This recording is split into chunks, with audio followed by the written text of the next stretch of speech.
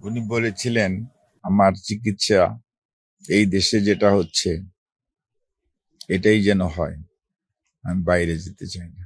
বিশেষ করে ইংল্যান্ড থেকে ফেরত আসার পর ওনার বাংলাদেশের চিকিৎসক এবং চিকিৎসা ব্যবস্থা সম্পর্কে ওনার ধারণা অনেকটাই বদলে গিয়েছিল।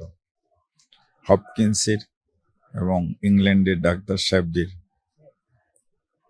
কথাবার্তা, আমাদের চিকিৎসা এবং চিকিৎসক সম্পর্কে কথা বলার পরিপ্রেক্ষিতে এবং ওনার নিজের চিকিৎসার ব্যাপারে উনি যে ধরনের ভাবে সুস্থ হয়ে উঠেছিলেন, সেজন্য উনি সবসময় বাংলাদেশের চিকিৎসা ব্যবস্থাকে এবং চিকিৎসকদের গুণগত মান সম্পর্কে খুব উচ্চ ধারণা পোষণ করতেন।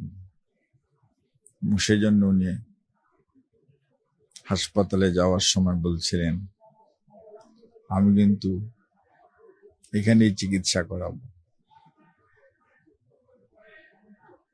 তারপরে অনেক কথা হয়েছে, বিভিন্ন ওনার কষ্টের কথা, অসুস্থ ছিলেন, কষ্টের কথা বলতেন, কিন্তু কখনোই যদি জিজ্ঞেস করা হতো, ম্যাডাম আপনি কেমন আছেন, ডাক্তারদেরকে বলতো আমি ভালো আছি।